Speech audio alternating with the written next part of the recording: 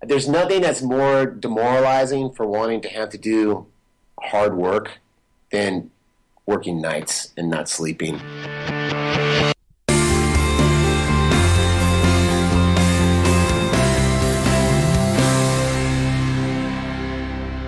Hello, everyone, and welcome to episode 19 of The Squad Room. If this is your first time listening, thanks for taking some time to listen to the show. I'm your host, Garrett Tesla. I almost said my own name wrong. I am a full-time sheriff's sergeant, actually, working patrol currently for a sheriff's department in Southern California. The Squad Room is devoted to optimizing the health and wellness of police officers around the world. When I talk about health and wellness, I don't just mean physical health and exercise, but also how we maintain and improve our mental health, our wellness, and our mindfulness. Basically, any topic that can make us better people and better cops. I have another excellent episode for you today with an amazing guy, Freddy Camacho. He's our guest, but I will go through Freddy's resume at the start of the interview, so I won't repeat it all here, but here's some things you should know. Freddy is a patrol sergeant for Union City PD in the Bay Area outside San Francisco. He's also on the SWAT team there, and I believe he's a sniper team leader or assistant team leader. He's also a 6-time CrossFit Games athlete in both the Elite and Masters division. The guy is definitely old school CrossFit, and at 50 years old, he is still killing it. Freddy was kind enough to come on the show and try and share some of the knowledge he's gained with us, and trying to share some of his tips, tricks, and how he stays in shape. And share those with his fellow law enforcement officers. Freddy, you'll see in this interview, has a great personality, total goofball, and I think that his training regimen is pretty unorthodox for someone at his level, but it was kind of reassuring to hear yet another person, much like Brian Watkins, who we've talked to before, who doesn't take it all too seriously. Anyone who has Sierra Nevadas as part of his mandated nutrition training is okay by me. All right, so we had a great conversation. And there's some great stuff in there. In that conversation, Freddy kept talking about a company that he's helping him with his nutrition called RP Strength, or Renaissance Periodization Strength is their full name. It's a company started by this guy, Nick Shaw. Seems pretty cool. And they have people on staff for nutritionists, obviously, but they're in the fields of sports physiology, sports performance, nutrition, and even got a PhD on staff in cellular and molecular biology. Anyway, Renaissance has worked with a bunch of CrossFitters, top-level guys, Freddy being one of them, and also his wife, Chyna Cho, who is the fittest American female at this year's CrossFit Games. She placed 6th. They work with Jackie Perez and a bunch of other people that you probably follow on Instagram or you see out and about. They've got their own little system of one-on-one coaching, and one thing they do that I thought was kind of unique is they send you these pre-made, or for a fee or for their coaching fee, they send you these pre-made templates that help you achieve your goals, whether it's losing weight or adding muscle. And it's a 3-month program, all based on macros and timing of macros. They do a lot of strongman competitors, national physique bodybuilding kind of bikini model figure kind of people, and many others. There's plenty of photos on their website. Anyway, so RP Strength provides one-on-one nutritional and weight training coaching. They also offer those pre-made diets I was talking about. The templates are extremely detailed, and they provide a lot of guidance on when to time your macronutrient intake. And Freddy really spoke highly of them. And I've been struggling with my diet and trying to figure out timings and when to eat, and feeling a little low energy after some of my harder workouts, and feeling like I need to implement more carbs. So I reached out to RP Strength's founder and owner, Nick Shaw. Nick was very cool, and he offered to send me one of their weight loss templates just for free to check it out and to see what it might have to offer. So I jumped at the chance to just learn something and improve a little bit, and I was actually really impressed with the detail in the system. It's definitely not something you can jump right into, like you get the diet on Friday, go to the store, and start doing it on Monday. I guess you could, but it takes a couple days or even a couple weeks, in my case, to play around with some of the stuff and kind of get a rhythm to the size of your meals and the timing of your meals and when you're going to have carbs versus when you're not. But I've been on it for a couple weeks, and I've had a really good experience with avoiding those late afternoon energy crashes like I used to have when I was strict paleo. And I'm losing a little weight, so it's pretty cool. Anyway, Nick was real supportive, and because Freddy's a client of his, and he's a supporter of Freddy, ergo he's a supporter of our show, so he offered to give away a template, either a weight loss template or a mass gaining template, to one listener of the Squad Room, just as a thank you for having us check it out and talk about him a little bit. It's pretty cool. Either one you want, weight loss or template, bulking template. So it's Excel spreadsheets that get emailed to you along with a little booklet and a little frequently asked questions and then some information for it. Pretty straightforward. So I love the chance to give something away. This is actually my first giveaway, and I think this is a pretty cool one since so much of what we talk about is diet and nutrition. And believe me, I know what a struggle that is. So here's what we'll do. Let's see. How should we do this? Okay, here. In order to win the free template from RP Strength, it's a simple three-step process. That RP Strength template is a $99 value, by the way, so that's pretty cool. That's good high value. What I want you to do is to leave a review of the Squad Room on iTunes or Stitcher. Then send me a photo or screenshot of your review to squadroompodcast@gmail.com. And then, if you aren't already, I want you to subscribe to the newsletter by texting the Squad Room, all one word, to 44222, or just go to thesquadroom.net and sign up there on the website. When you get on the email list, you can send me a photo to squadroompodcast@gmail.com, and I will see that and send it from the email address that you are using to send me the photo. Use that one when you sign up, and I will be able to see that you sent me the photo and that you are signed up for the list, and then I will be able to see the photo of the review in iTunes, and then you're all set. And then I will put these all into a spreadsheet, pick one at random using an online number generator, and we'll go from there. I'll let the winner know in about a month. We're going to let this go for a month since podcast length seems to run about a month for the lifespan of a show. What you'll get is a spreadsheet that details your macro inputs for your 3 months based on your age, weight, height, and goals. Basically what you'll need, it's basically how you need to meal prep for the next 90 days. The templates vary based on how hard your workouts are and when you're working out in comparison to when you wake up. And it's kind of interesting to see how your macro inputs change. And like I said, I feel like I'm learning a lot. So it's pretty simple. So leave a review of the Squad Room on iTunes or Stitcher. Email me a screenshot or photo of that review to squadroompodcast@gmail.com, and then sign up for our newsletter at thesquadroom.net or by texting the Squad Room to 44222 to sign into that contest. Now, if you're already on the email list and you haven't, you can still do all this. Just you don't need to re-sign up for the email list. Just shoot me an email in the screenshot. Note that you're already signed up, and I'll be able to tell. Or if you've already left a review but you haven't signed up for the mailing list, just complete that part of it and send a screenshot in. Basically, you can catch up and finish off and be part of the contest. It's pretty cool. All right, enough with that. Yes, and I mentioned a winner will be chosen at random. So, here we go. All right, I know a lot of my listeners also listen to Joe Rogan's podcast. He had a guest on recently that is an amazing guy, Jocko Willink. Jocko's a retired task force commander of SEAL Team 3 and was in the Battle of Ramadi. And if you listen to Jocko's interview, you heard him talk about this high-level laser tag system that they use in the SEAL teams. Well, it just so happens that this episode is brought to you by SB Tactical and the iCombat Training System, a laser tag active shooter scenario training system for law enforcement. The iCombat Training System is an active shooter and firearms qualification system. Each officer is outfitted with a Molly-style tech vest, headband, and a receiver that all have sensors on them. You're also given a replica AR-15 and a replica Glock pistol. Now, replica isn't really a good word here because the AR and Glock both cycle like real guns, emit gunshot sounds, and even muzzle flashes. They each also have ammo accountability, meaning you have to keep track of your shots just like you would in a real firefight. What I really like about this is that they even have a mag release, and the Glocks and their guns are weighted so they feel like a real gun. You don't feel like you're holding a water gun.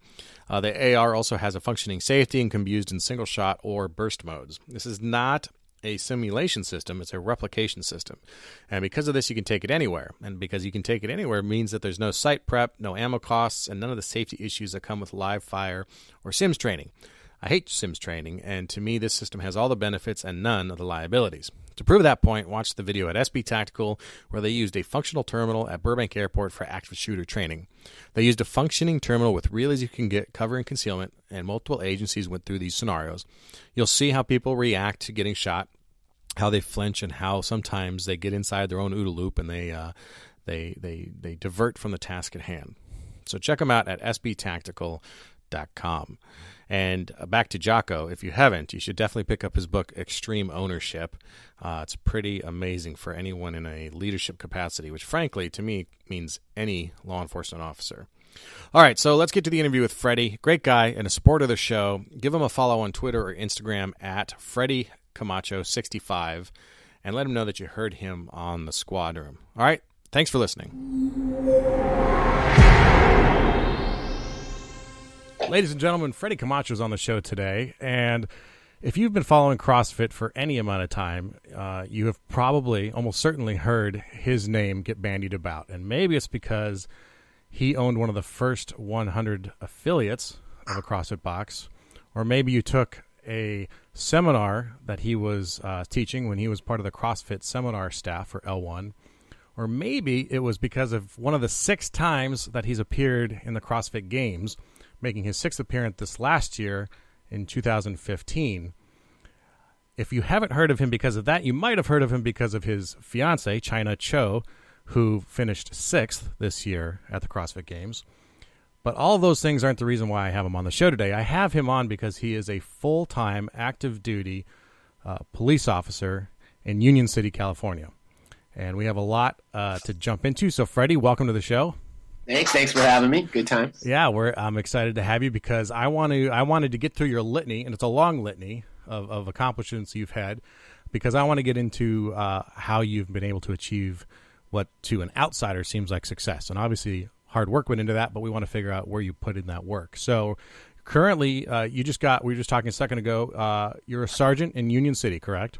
That's correct. And can you tell people who aren't familiar with where Union City is, the size of the city, how many officers you have, what assignments you've held, that kind of stuff? So I would say it's perfect to say that we're in between Oakland and San Jose in the East Bay, Northern California. And the city's about 74,000 people, including me, Chyna and I. We just bought a house here not that long ago. Congratulations. Yeah, thanks. I'm a mile from the PD, so that's nice. That's very nice. Yeah, and the PD is supposed to be about 84, 85 sworn right now, but we're down some numbers. So I know they're on a big hiring right now, and currently we're supposed to have I think 38 working patrol, and we only have 25. Ouch. Yeah, it's hurting right now. So all the guys are working a lot of overtime. Everybody's tired, but that's just the way it rolls. Yeah, we're in the same boat. We had Brian Wadkins on a show recently, if you know Brian. He Costa Mesa PD Sergeant, motor unit. Used to supervise 18 motors, and he's down to 3. Yeah, that's how brutal his cuts have been. We're the same way. We've lost about a quarter of our patrol and deputies. So, right between Oakland and San Jose. So you're in the thick of it up there in the Bay Area. I mean, that's got to be a hopping place to work. It has good times and bad times. Yeah. Well, some of those bad times you get to go out because you are one of the SWAT sergeants. Yes. Well, last month was my last month on the tech thing. I was the assistant team leader on the tactical team, but I'm taking over as team leader on the sniper team.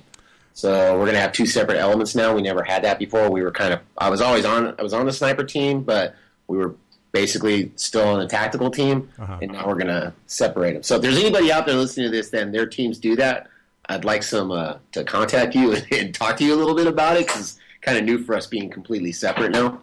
So we'll see how it works out. Where should they reach out to you?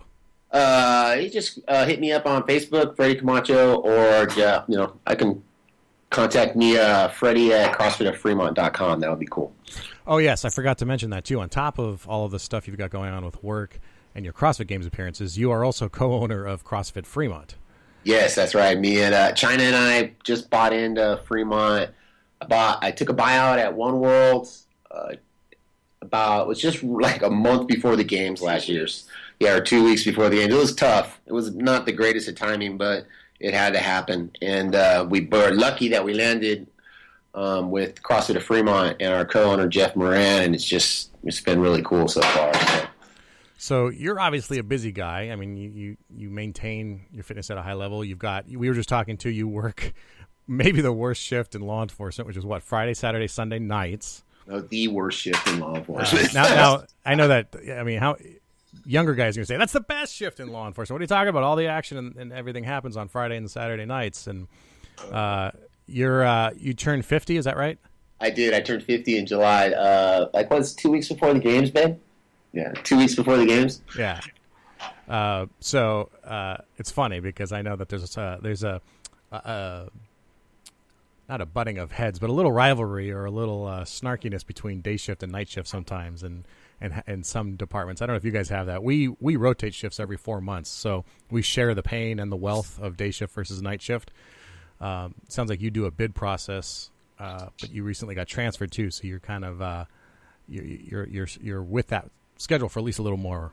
I could be with you for a while. We don't even know. I mean, like I'm the youngest sergeant, but there's 2 more sergeants coming on, so it really comes down to what the older guys, the guys with a little bit more seniority in the sergeant, what shift they pick. And the lesson to be learned to everyone is if you know you're going to get promoted, because I knew I was going to get promoted, but I really kind of like dicked off on the sergeant chest, and I ended up finishing the lowest. Well, yeah, you gotta take it. My experience was I was hoping not to embarrass myself on the sergeant's test, and was up against and tested with some amazing people like mentors of mine, and I just didn't want to embarrass myself, and ended up coming in third out of 33. Nice. So it was one of those where the funny story is I was 7 out of 7. Hey, still top 10.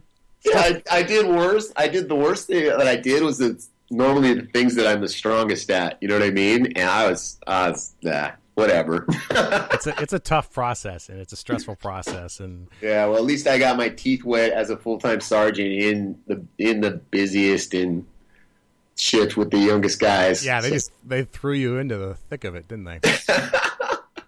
All right. So I read something somewhere that you really got into law enforcement a little later than your kind of standard officer. I mean, I started when I was 27, but you were into your mid-30s, weren't you?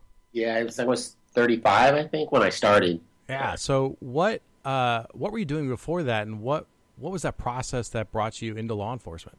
So, well, when I was been 9 years working on Union Pacific Railroad when I started. So I was doing heavy maintenance on rail cars. Before that, I'd been a mechanic, been a butcher, been a jack of all trades, basically. And but I started training in Krav Maga.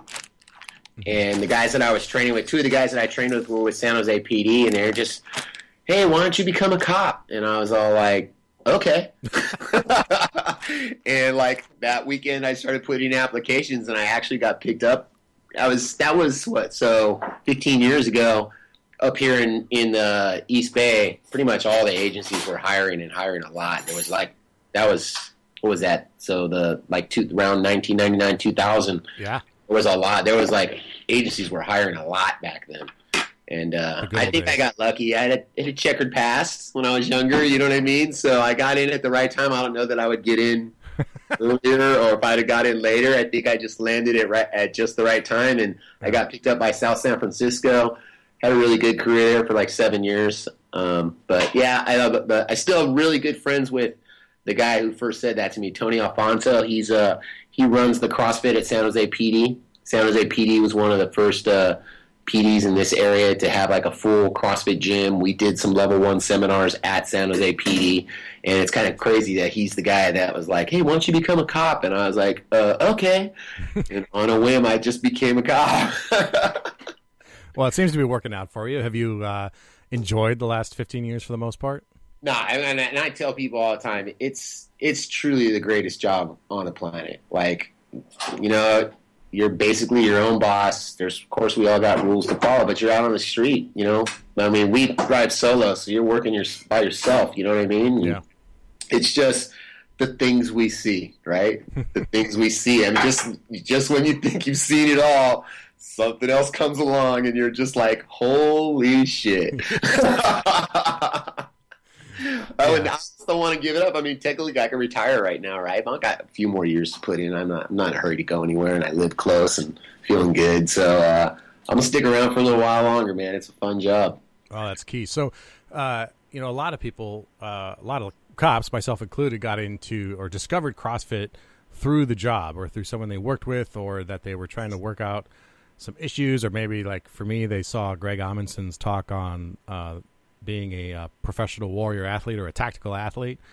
But were you in CrossFit? You were into CrossFit before you joined law enforcement, or how did you discover CrossFit?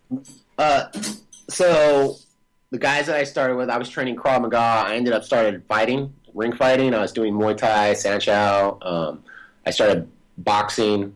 I won some gold medals in the police fire games, state and the world games.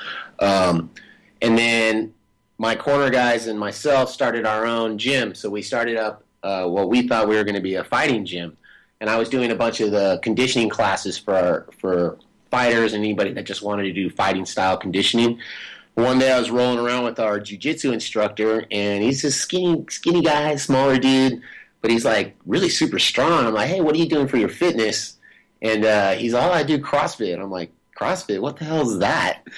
And shit, I went online that night, CrossFit.com, and for like 2 weeks I was just all over that website, and then started adding the workouts into my fitness groups and called up CrossFit to get certified. Andy Sakamoto called me back. It was crazy. But that's how I ended up in it, just purely by random. Like if I hadn't asked him, hey, what are you doing for your fitness? Who knows? I would have been way behind the curve. Who knows when I would have found out about it? You know what I mean? Yeah. So you're up in the Bay. Do you know Glenn Cordoza? So he writes a lot of Brazilian Jiu-Jitsu books, and he's a co-author for I think BJ Penn and a few others. But he's an author and writer for a lot of those. But there's a frequent guest we have on the show who's actually kind of more of a co-host, who's my coach and a CrossFit box owner, and he has a similar story that he was in, I think, Thailand and training and getting his ass handed to him, and he asked this guy Glenn, "What are you doing? Like, why are you in so much better shape than me?" And he said, "When you get back to the States, check out CrossFit.com," and that was the rest for him. He joined a gym in LA and eventually opened his own box. So that's cool. But yeah, it was funny because I've been training since I was 17 years old. Literally, like I was a gym rat. 24-hour fitness, bodybuilding style workouts, all that stuff.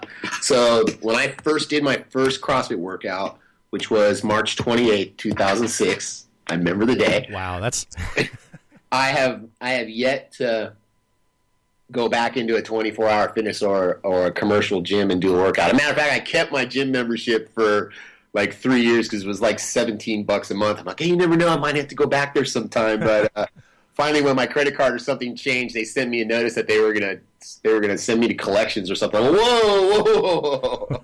So I finally canceled it. But it's 2006, March 28, 2006. It was like push presses and L pull-ups, and I'm sure I looked like crap doing it. But that was it. Okay, so you were a couple years into the job, but you were already had a kind of a fitness regimen, just kind of that traditional gym setup, right? How has police work changed your fitness in any way, good or bad? I mean, have you experienced any positive or negative effects on you? Police work itself, you mean? So, well, it's funny because like I had to think of it as I was training all the time, doing like the bodybuilding style workouts, but you don't really have any conditioning aspect in that, really. Like you get on the elliptical next to your buddy who you just worked out with, and you guys open up a magazine or stare at the TV, and you don't do anything, right? Right. But I don't know.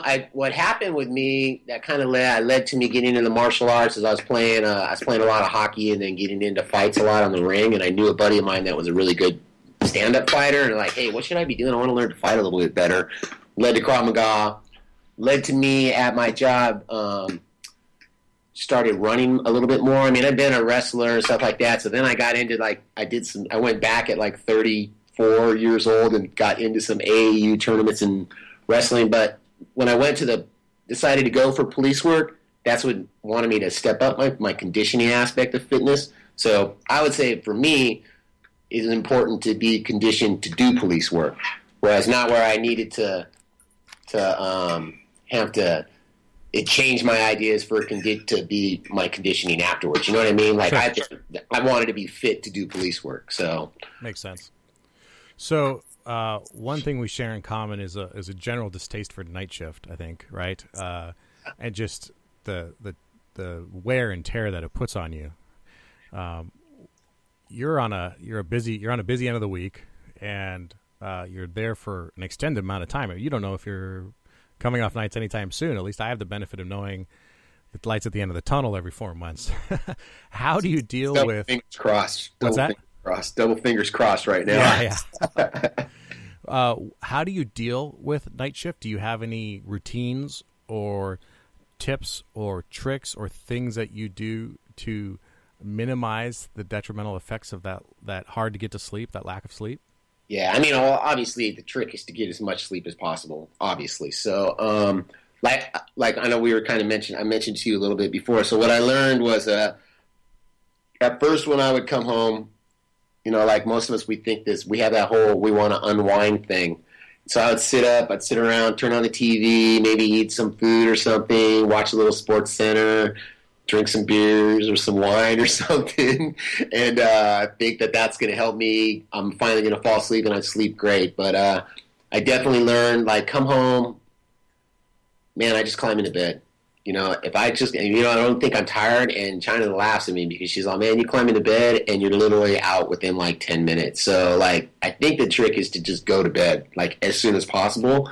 And then, of course, we have the typical things, the blackout curtains, and we have a little portable air conditioning unit in our room, and I turn that thing on, so it's like that white noise. We run it even in the wintertime, and that helps us sleep. But the trick is definitely to get as much sleep as possible, obviously.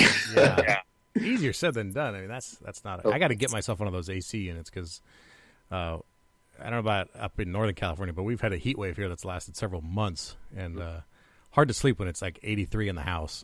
No, dude, I'm telling you, those things are so awesome. Like we've had it for over 2 years, at least 2 years, and it runs every night. Now, this is a dumb question, but because I don't know my construction stuff, is this the kind that goes into a window and it has to seal up around a window, or is it just a portable piece like a fan? No, it's like a big unit on wheels.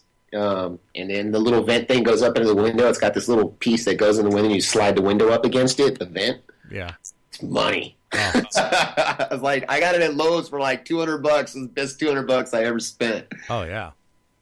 That's a great one. So just straight to bed. So when do you get in your workouts during the days that you work, or do you just kind of skip it and just look for your days off to work out? No, so here's the second part of that whole thing. If you want to maintain, like trying to maintain your fitness, working a night schedule is so Chyna and I follow hyperfit programming. It's a long litany of work every day. So on days where I'm not working, I try to get all the work. I mean, it's like literally like 3 to 4 hours of work, right, in the gym. A day? A day. Ooh. So on the days that I work. Yeah, days that I work, I mean, we split it in 2 sessions, so it's not that bad. But on days that I work, I've learned, hey, man, just pick the things that I need to do. You know, pick a little conditioning, maybe one of the strength movements or something like that. I pick and choose on the days I work. And then there's some days when I'm just like, you know, man, that workout's not going to work for me today. I'm just going to go and do do Cindy, like a round of Cindy for 20 minutes. You know what I mean? On the minute or something like that. And usually on Sunday is our active rest day, so that's our day that we'll go for either like we'll row for like 30 minutes or we go on like a 5-mile run, Chyna and I. Mm-hmm. So, do you have a gym at your station, or do you just do this all at Fremont? Because you're in the Bay. I mean, it takes forever to get anywhere. Or do you have a gym inside your house, or how do you structure that? So we just started putting together our home gym. So now on my work days, I just started last weekend was the first weekend I actually got to do a whole workout at home. But CrossFit Fremont's only about 10 minutes away. Oh, not bad. So, yeah. But still, it's like, man, you get out of bed, you're tired. I mean, there's nothing that's more demoralizing for wanting to have to do hard work than working nights and not sleeping. Yeah. Wake up and the only thing you're thinking about is, shit, I only slept 4 hours. You know what I mean? Because don't get me wrong, I'm still going to sleep right when I go to bed. But some days I wake up at 12 and I'm wide awake. Yep. You're just completely screwed up. So there's nothing, like I said, more demoralizing, I think, than working nights and having to train. Like, I still can't believe that I made the games working nights all last year. But That's amazing. Yeah, it was. It's still phenomenal, and working nights right up to the game. So, but if having the gym in the garage is like game changer, like just game changer. Get up, make my coffee. Now I just go sit out in the garage and put a TV in there so I can turn on. I like to watch football, college football and pro football, or even Sports Center. Flip the TV on out there, take my time, drink my coffee. It's awesome. Nice. Yeah, I've found that to be the biggest thing for me too, is to have mine's straight up simple. It's a squat rack, a bar, I think 240 pounds of bumper plates, a couple kettlebells, and a sandbag. That's about it. Nice. But it's enough to get me through. I can make up enough stuff with that to at least feel like I did something. My neighbors are probably think I'm insane because I'm out there dropping weights now. Because I'll do workouts during the week too at home, so because we do split work. But I just dug my holes for my. I'm putting in 16-foot 4x4s in my front yard, and then a 10-foot one at like an L angle. So I'm going to have 15-foot rings hanging in my front yard and a pull-up structure alongside my driveway in my front yard. My neighbors are like, this guy's insane. Oh, the neighbor kids are going to love it. You have a brand new gymnastics set for the whole neighborhood. Yeah, mine are they kind of pause and like just watch me. They can't figure out what I'm doing. I'm doing laps with a sandbag or kettlebell, and I got this old Navy veteran across the street who's he cheers me on with my calisthenics, as he calls them. That's cool. I live on a court, so yeah, I do too. Haven't even got the full treatment yet, but they're going to be seeing some crazy stuff. Oh, that's funny. So with the sleep, do you do any supplementation specific to sleep, or is there anything you do there? I find that I sleep better if I have a full meal, but at the same time, I don't necessarily want to sleep on a full stomach. Right. So we're following. We signed. Nutrition was never a big thing for us. We'd just eat big meal during the day or two, 1 or 2 big meals a day, and then like kind of not really were eating really well. But we started hooking up with RP Strength, and we're following their templates now. So before I go to bed, I had to drink a casein protein shake with some fat in it, so usually like some peanut butter or something like that. I just blend it with some ice, mix a nice smoothie, drink that before I go to bed. I'm gonna lie, sometimes I'll drop some ZQL, or actually Chyna's mother's a nurse, and she said we should probably stay away from the ZQL and try some melatonin. What is it, melatonin? Melatonin, yeah. Yeah, that gave me crazy dreams. Like really? Totally crazy dreams. That's cool. No, like bad. Like half the people it helps sleep, the other half it seems to like keep you up. And for me, it was like the opposite effect. It was counter effective because all of a sudden it was like I was like scattered. I was totally scattered. Oh, really? Well, I have my Fitbit here, and I just got this last weekend, and it like tells me during my sleep. Like, do you have one of these? I had one for a little bit. I only care about the sleep. I don't care about anything else. Yeah, I got rid of it because I was interested in steps, and I got rid of it when I was brushing my teeth one night, and I watched myself complete like 1,000 steps while I was brushing my teeth. Yeah. I don't really trip too much on the step stuff. You gotta be careful. The sleep monitor is actually really cool. It tells you how much restless sleep you have, how many times you woke up, and it's pretty. So far that I can tell. Like, it knew exactly when I got up to go to the bathroom, or last night got up to get a drink of water or whatever. So, I'm kind of monitoring my sleep with that since I got it. And we'll see when I try the melatonin if the crazy dreams keep making me restless or if I sleep better. We'll see what happens. Something I found very effective that a former guest, Dr. Kirk Parsley, recommended, and then another guest, Mikkel Vega, also recommended, both actually former SEALs, was magnesium and D3 about an hour before bed. And I have I sleep the best and the longest and hardest when I take that.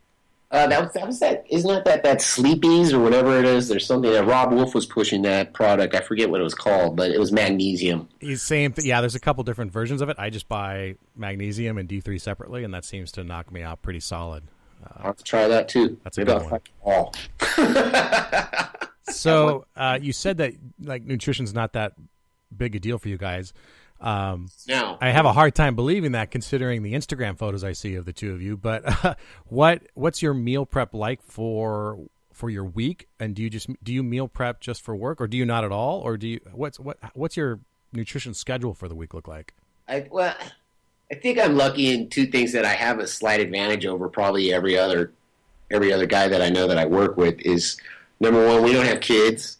Yeah. And number two, I'm married. We are married now to Chyna Cho, and her life is what we do. Her life is CrossFit right now. So she basically, I got a nice whole breakfast sitting right here, just plopped down in front of me. You know what I mean? Yeah. So she basically does all the cooking, and I live in town, so I can come home and eat. So we don't have to do like, you'll see all the pictures on Instagram or Facebook of people have their Tupperware containers stacked up to the roof in their kitchen, meal prep every week, and I really don't need to worry about that. So I'm kind of fortunate there. Yeah.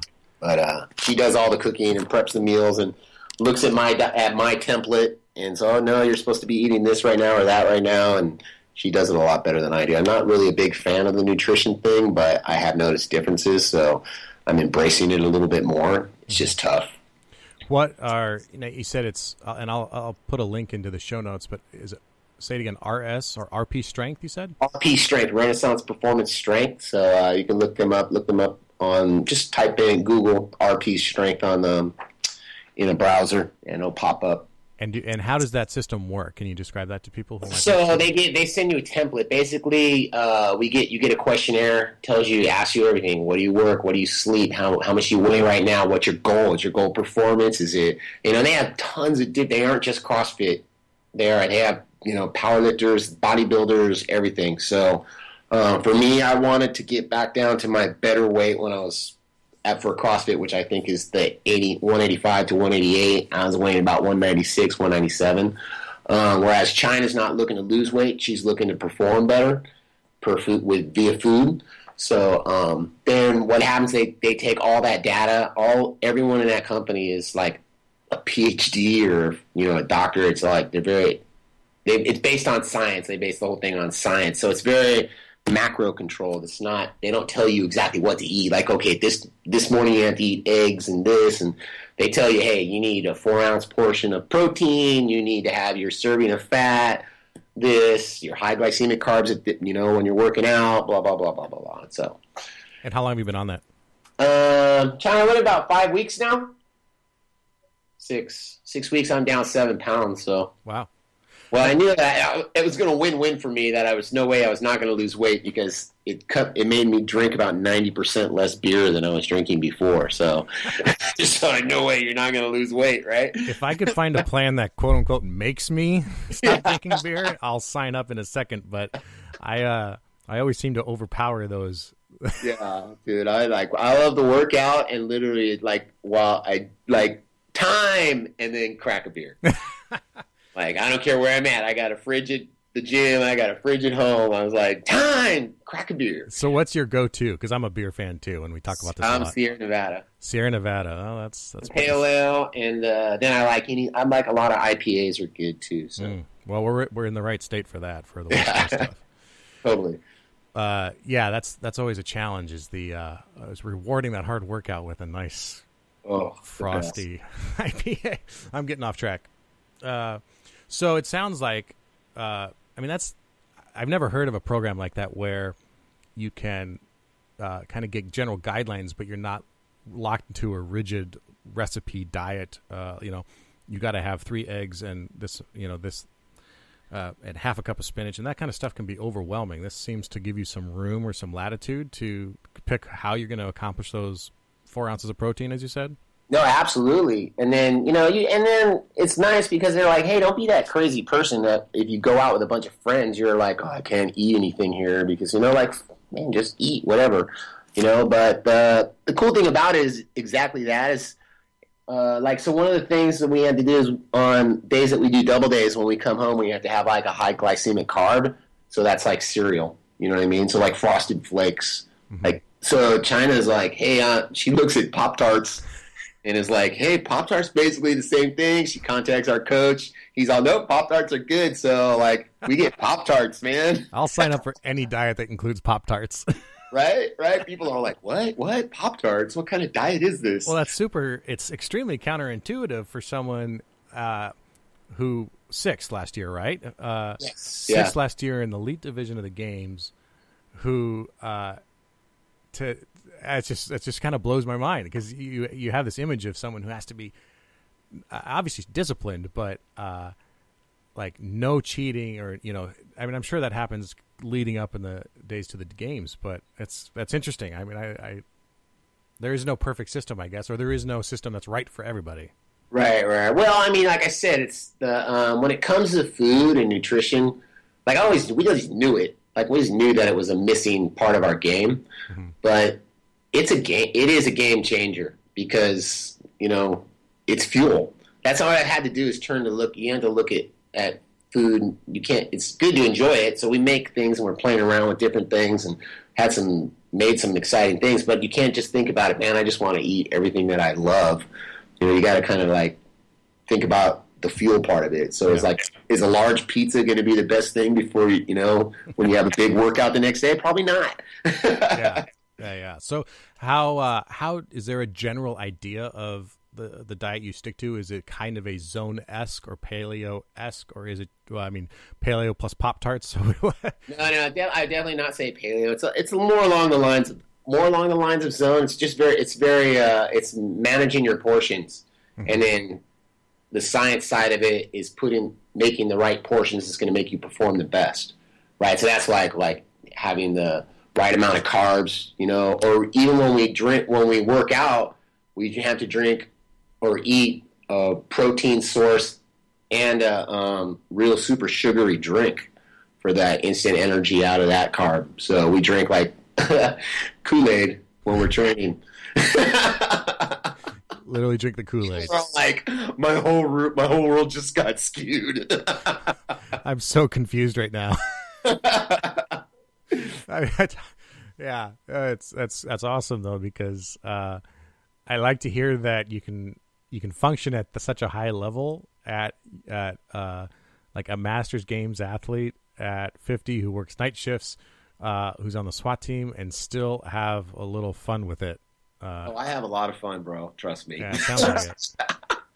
I'm not as totally strict on the diet as Chyna is. She's very strict, but like, hey, I still, when I work nights, some nights at 4 o'clock in the morning, I still got to have that donut and coffee. Yeah, it happens. A little sugar dump. Yeah, I gotta have it. So, along with diet, is there any of your things, any supplements that are a go-to for you that you have to do, or that you do? Fish oil, is it B12 or that kind of stuff? Yeah, we're both sponsored by Nutriforce Sports Supplements, so we get a shipment every month, and I take BCAA, which I mix with my Kool-Aid while I'm working out, and then we use their proteins, and the fish oil, I take a vitamin pack from them every day. I was getting creatine, so I don't like creatine because I feel a little bloated. Some guys like it, I'm not into it, but I take the beta-alanine. Also, I'll add that into my workout drink. So, not a huge supplement. Like some guys, there's like a huge science to it. There's like tons of supplements. I'm just a little lazy taking all that stuff. So, yeah, I found that the branch chains, the BCAAs, are like the thing to help with muscle soreness. How do you combat that? Muscle soreness? I don't. I'm just sore all the time. I seriously am sore all the time. Yeah. And then I don't know if you know much about the Hyperfit program, but it's a lot of work. So there's some things another thing that I will say though, that just this last couple of weeks since we went to that Power Monkey camp in Tennessee, is we hooked up with this guy named Adam, and he's like a mobility coach. So now every Sunday night he sends me a video of things that I have to do pre and post workout now. And And I said it to him, and he's like, wow, you're one of the first guys that actually said that. I acknowledged it, is that there's some of the stuff I need to cut out doing and spend a little bit more time on the mobility thing. And I think that that's going to help me with soreness. Unlike, I never did that. Mobility, whatever. You just make it. Who cares if your overhead squat is ugly and it hurts? You know what I mean? So I've been doing it all wrong for like 10 years, and I'm trying to work it right. So we have that we work on. I think that's going to help a little bit with soreness and stuff. Like, hopefully, yeah, we'll see how it goes. I would think so. And injury prevention when you're at work too. I think. I mean, yeah. We've had physical therapists on the show before and talking about, like those 8-inch boots and cinching those down and how that screws up your ankle range of motion, which tweaks your knees, and then your hips get thrown off. And well, the trick is to not run after anybody, That's without running. That's story. Yeah, it's like that's what a radio is for. Yeah, I got enough time on. I'm not running after anybody. If I can't catch you in 10 feet, then you won. Exactly. What are some resources or are there books that you look to, or that when people come to you that you might direct them to? Do you have anything off the top of your head for fitness and wellness, or I don't know if you've ever had the experience of either veteran or junior officers coming to you and going like, man, like what you're doing is working, how can I start? Right. Well, yeah, I don't know why. Like, I've always said that for the most part, most cops are lazy. And when I think back about it, I don't know that it's necessarily that they're lazy. It's just that they don't. Okay, I don't know how it is where you're at, but I know where I live. I'm one of only like 3 guys on our whole department that lives in the city or close. You know what I mean? All the rest of them have kids, wives. They're trying to work so that their wives don't have to work and stay home and take care of the kids, and they live like literally an hour or farther away. Yeah, with no traffic. You know what I mean? So I try and just get them, hey man, just take advantage of the time that we get. I don't care if we get an hour paid and work out at work. Do you really? Yeah, we call it flex time, and they can suit up into their workout clothes mid-shift, obviously pending what's going on, and then work out for an hour in our crappy little PD gym. But there's treadmill in there. They got bumper plates. They got a rower in there. There's, everything that you need to do to at least just move around for 45 minutes. So I don't really steer them towards their CrossFit box or anything like that, because some people, you have that 2 different kinds of people that are like, they don't want to hear about CrossFit. Yeah. And then you're a nut. And then they have the people that are like into the bodybuilding kind of stuff, so they don't want to hear about CrossFit. So, I mean, you can ask anybody at my department. I'm not that guy that talks about CrossFit 24/7. Matter of fact, I hardly ever talk about it. But I talk all the time about, hey, man, you need to do something to take care of yourself and your fitness, right? I don't care what it is. I don't care if you get on that treadmill for 45 minutes, after you change out and change back into your clothes, and just walk for 45 minutes. Just do something. Because what I tell guys all the time, my theory is, we're always in contract negotiations, and what's the big thing with contract negotiations is medical retirement, right? When you retire, and that's the thing that they just take a little bit more of every single time, they take more and more of that where you're not going to get it. And eventually these younger guys, I tell them, hey, by the time you guys retire, there's not going to be medical. You're going to be paying for your own medical. So you do all this work your whole life, and you do all these negotiations to get this great retirement, because we have a good, decent retirement, and you're going to be spending all your money on medical. Yeah. Does your department offer lifetime medical? We do, but you have to put in 25 years at the department, and who does that anymore? It's tough. Yeah. We don't have it at all. We don't offer lifetime medical. I've talked before on the show about trying to implement a voluntary system at my department, and I met with resistance to even that.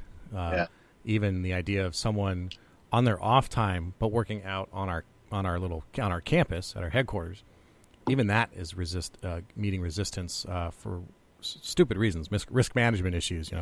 Yeah. So we had a lieutenant that tried to implement. He just came over from another agency where he had it all in the works. Where like, hey, if guys met a physical standard, that they would get like a bonus. And then what happened, the POA found out about this, and the city was ready to do it. And then the POA said, well, if they can pay that, potentially they'd have to plan for this bonus for the whole department. So if they can potentially pay that bonus, let's just get the bonus.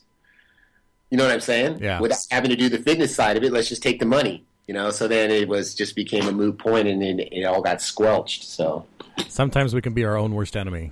We are our own worst enemy. Yeah, you got to see the long view sometimes, not just the cash in front of you. Yeah. What are some of the things that you do to stay on course and to stay true to the programs you're doing? I mean, you're making and you have investments in these programs, Hyperfit and RP Strength, but are you working towards these things because you want to compete at the games at a high level, or are working on your fitness because you want to be fit as an officer at a high level, or you just want to be fit as a person? Does that make sense? Yeah. I mean, I'm trying to make the games, man. That's awesome. It's so fun. I bet. But it's hard. It's also now with the Masters thing. I mean, these guys coming in are it's like insane. Yeah. What these guys are doing. I got out thrustered by a 60-year-old guy. Like, are you kidding me? So there's that challenge. I mean, and like I said, when I do a lot to support Chyna, you know what I mean? Like sometimes I go to the gym and I'm just like, fuck this, I want to do Zumba, but she's still at that in the optimum years for performance right now. Yeah. I think so. She's got a couple of good years left, at least a couple of good years. So I know I'm going to be doing it for a couple of more years at least at this level. But trust me, it's hard. It's hard to stay on. I think that the night shift has been a rough year for me. It's been 1 year on night shift, and it's definitely been a rough year. So I've been probably the most in my whole CrossFit career, which has been 10 years now, of not wanting to do CrossFit. What's the hardest part about it? Is it the lack of energy? Is there a mental block or something that you struggle with there? I think it's a lot more mental. It's a constant mind game. It's that constant, like, I know, and the stuff that we do, the Hyperfit program is tough.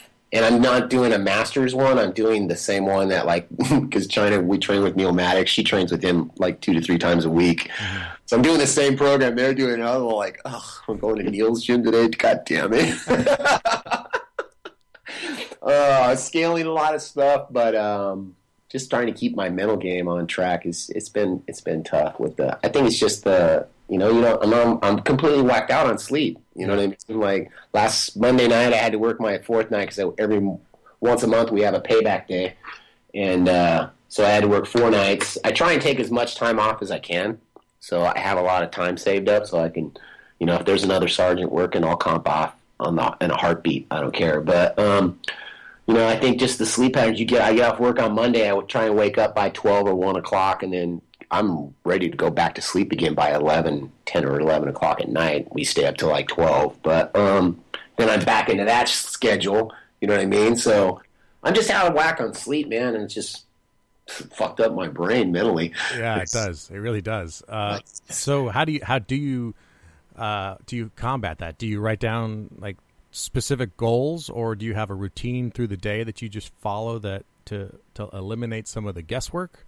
Or... Yeah, we're on a very tight routine. You know what I mean?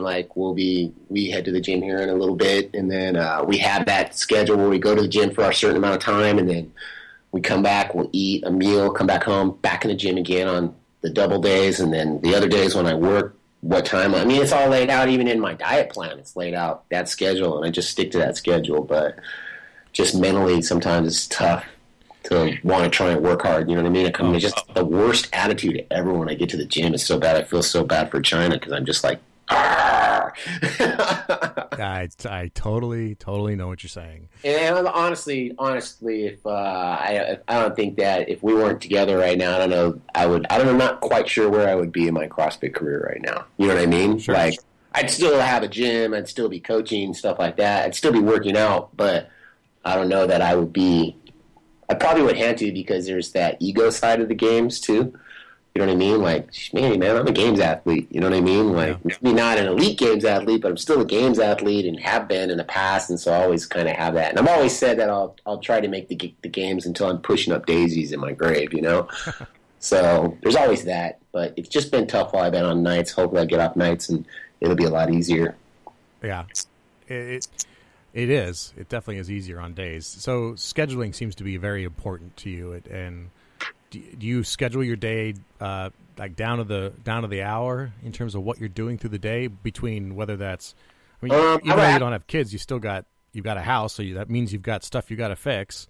Oh man, you're not kidding. Trying to squeeze it all in, but it's nice the days that I have off. You pack as much as you can into a day. You know what I mean? Like I'm a body constantly in motion. That's for sure. Are you one of these guys that and I've tried this with varying degrees of success? You know, you write down your to-do list for the next day or in the morning, so you have something to go off of, so you know what your day's going to look like or your week's going to look like, or you just kind of pick it off on the fly.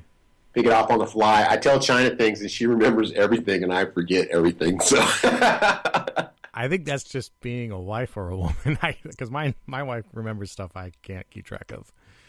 Wow. So you've got 15 plus years on at this point, with 2 different departments. I like to ask other veteran officers what advice they have for new officers coming on, or if someone comes to you in their rookie year and says, how do I succeed in this career, and how do I get through this career for the next 20, maybe 30 years, and barring some tragedy, keep myself fit so that I don't come out of here at 50 years old broken and battered? That's a good question, actually. I would tell guys, like, to watch out falling into that trap of all you do is hang out with cops. I'm not going to lie with you. I don't hang out with any cops. I'm busy training and working out at the gym and stuff like that. I know that I don't like the guys that I work with. I love everyone I work with. They're all great dudes. But, you know, I some of these younger guys, you know, I'm like, yeah, it's, you know, our days off, they're together. You know what I mean? They're out drinking and everything. And pretty soon everything starts to slip by you. All you're doing is drinking and hanging out with your buddies, the guys that you work with all the time. All you're doing is talking about police work. You know what I mean? Have that outside life, and put that focus on doing something to work out and not making excuses, man. There's some guys at work that they have commute and they have, you know, 3 kids and a wife and a house that they have to take care of, but they come to work every day an hour early and they're in the gym before their shift. You know what I mean? Like, those are the guys that are the happiest. You know, and they're the happiest with their job. They're the guys that aren't angry about being cops, because we both know there's a lot of guys that are angry about being cops. Like, I don't ever want to end up to be that guy. And I think having that whole life outside of police work is what's most important. That's a great perspective, and I agree. Now, flip that question on the side a little bit and say, well, what's your advice for the older officers? You know, your veterans who are out there and maybe see retirement coming, or are kind of looking for some direction. You know, that people seem to hit that 10-year mark and their motivation tanks or their mental attitude tanks, their officer safety sometimes tanks. But that's a tough one, man. That's trying to teach an old dog new tricks, right? Yeah, like, it's hard. I don't try and change people that don't want to change. I'm sorry, I just don't put in the effort. You know what I mean? Like, I'll say what I say. I say very things at work. I'll put out emails about, you know, fitness or things like that, but I keep it very generalized. I don't pinpoint any single person. And if you come to me with an interest in it, I'm more than happy to help anybody. You know what I mean? But if you don't even care, you're like, I deleted that, you know, as soon as I saw it, you know what I mean? The email or whatever. Yeah. I'm sorry. I ain't got the time to waste my time. You know what I mean? Yeah. So I'm just going to be quite honest. You know, if you don't give a shit, I don't give a shit either. So, but if you have an interest in changing things, I'll tell you what to do. I don't have a problem, and it doesn't have to be CrossFit. I'm all down for anybody doing anything for their fitness. And I start them out with just like walking, or, you know, what are you eating? Let's talk about that. Anything like that. But I'm not gonna lie, I haven't had a lot of guys that come up to me and ask me that are older. Yeah.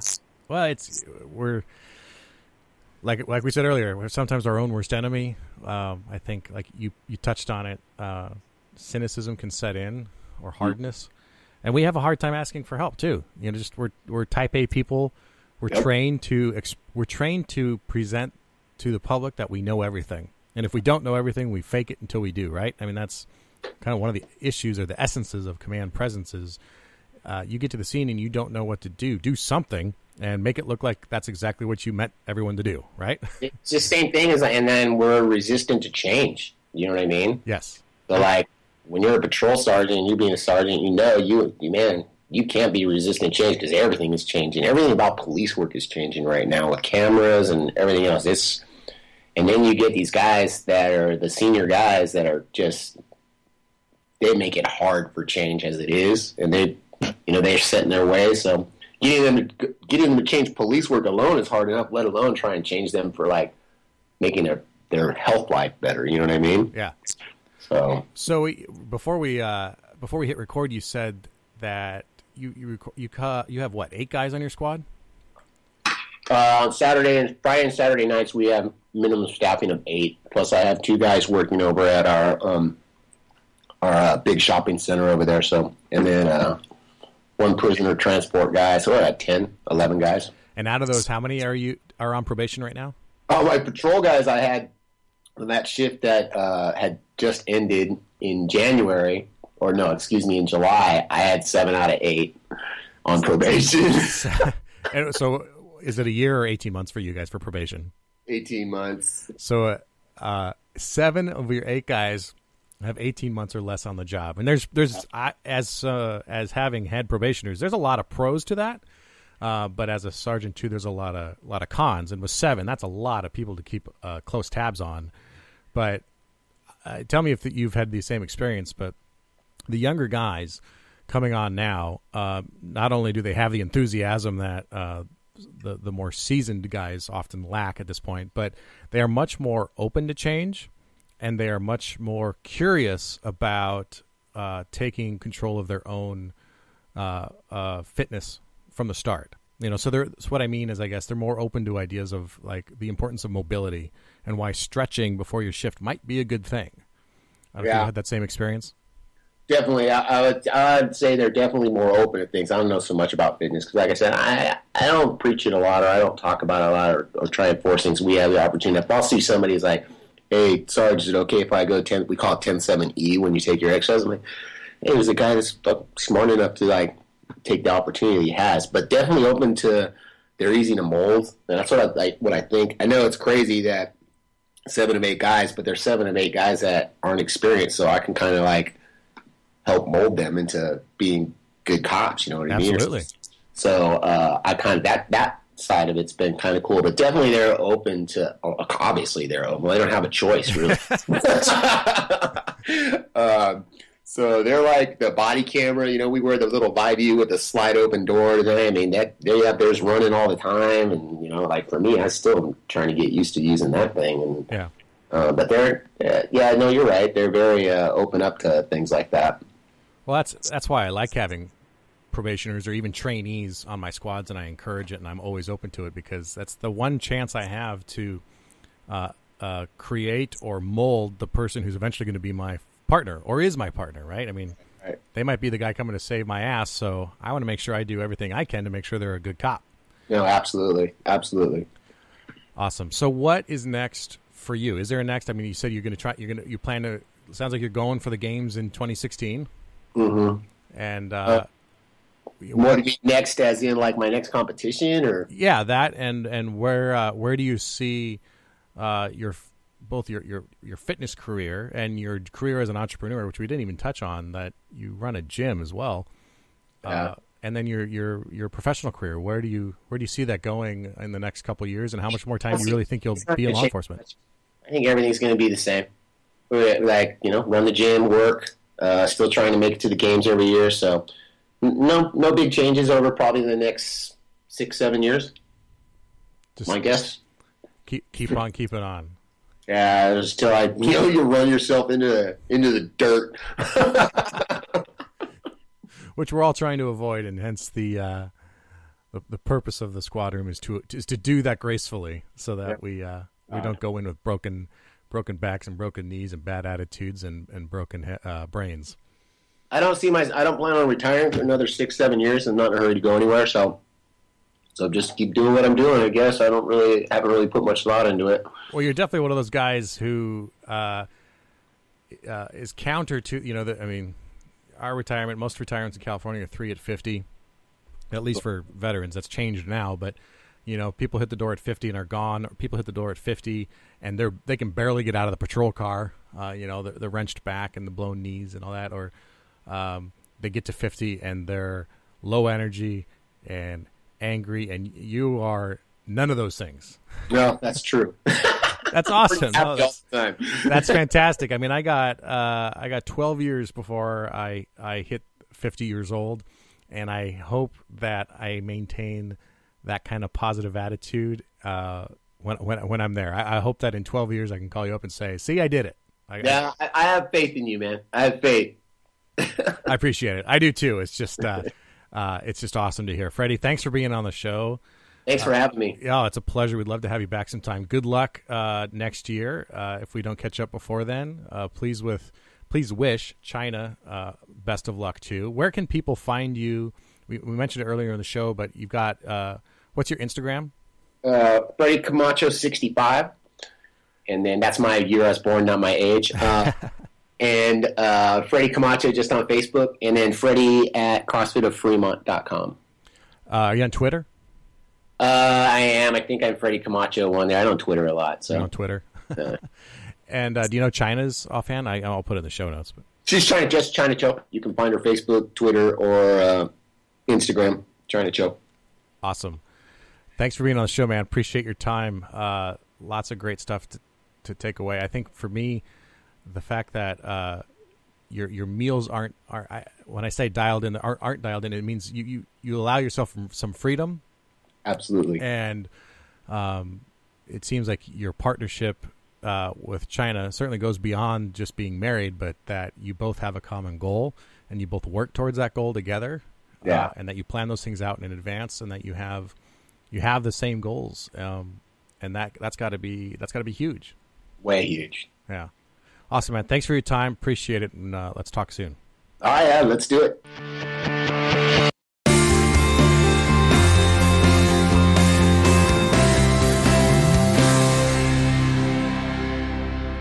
All right, to follow Freddy on Instagram, it's Freddy Camacho 65. Freddy Camacho 65.